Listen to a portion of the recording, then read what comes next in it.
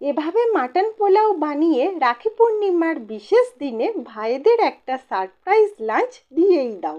Hello friends, welcome back to my channel রকমারি প্রণালী। সর্বপ্রথম নিয়েছি আমি 500 গ্রাম মাটন। ম্যারিনেশনের জন্য দিয়ে দিলাম 150 গ্রাম টক দই, 1 চামচ হলুদ গুঁড়ো, 1 চামচ গরম মশলা পাউডার। মিক্সিং জারের মধ্যে নিয়েছি 4 কোয়া রসুন, 2টো কাঁচা লঙ্কা, প্রয়োজন মতো আদা। সব কিছুকে ভালোভাবে ব্লেন্ড করে নিয়ে ব্লেন্ড করা মশলাটাকে দিয়ে দিলাম আমি মাটনের ওপর।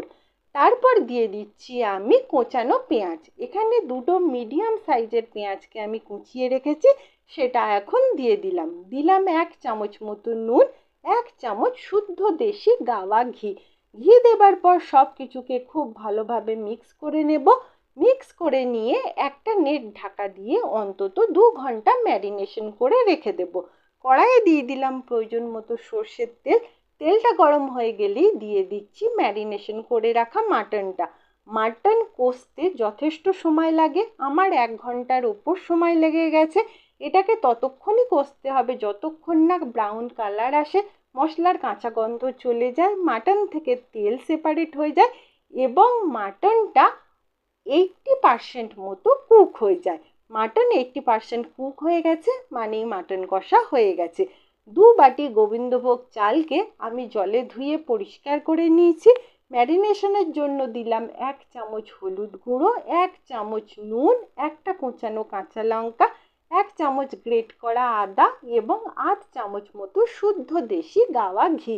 ঘি দেবার পর সব কিছুকে ভালোভাবে মিক্স করে নিয়ে নেট ঢাকা দিয়ে অন্তত 1/2 ঘন্টা মতো আমি রেখে দেব। কড়াইয়ে দিয়ে দিলাম রিফাইন্ড অয়েল। তোমরা চাইলে রিফাইন্ড অয়েলের পরিবর্তে ঘিও ব্যবহার করতে পারো। ফোড়নের জন্য দিলাম 2টো তেজপাতা এবং গোটা গরম মশলা। তারপর দিয়ে দিচ্ছি 1 মুঠো কিশমিশ এবং 1 মুঠো কাজু বাদাম। কাজু বাদাম ও কিশমিশটাকে ভালোভাবে ভেজে নিয়ে দিয়ে দিচ্ছি ম্যারিনেশন করে রাখা গোবিন্দভোগ চাল। 1-2 মিনিট মতো মিডিয়াম ফ্লেমে গোবিন্দভোগ চালটাকে নাড়াচাড়া করে নেব।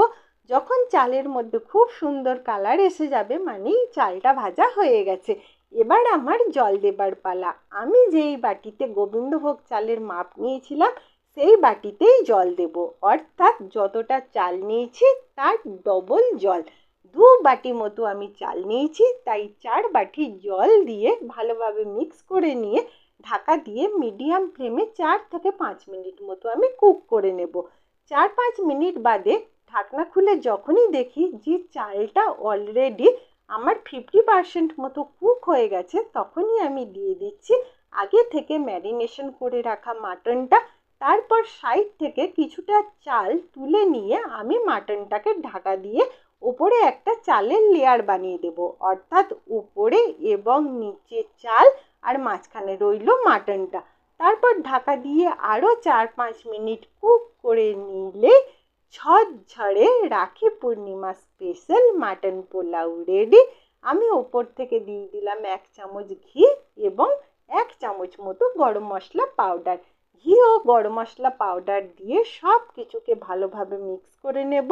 এখন আমি প্লেটের মধ্যে সার্ভ করে দিয়েছি মাটন পোলাও। যেহেতু এটা মাটন পোলাও তাই ওপর থেকে দিয়ে দিলাম 1 টুকরো mutton. Just prepare it and enjoy with your brother. রাখি পূর্ণিমার বিশেষ দিনে এই বিশেষ রেসিপি বানাও। ভালো লাগলে লাইক করো, সাবস্ক্রাইব করো। ধন্যবাদ।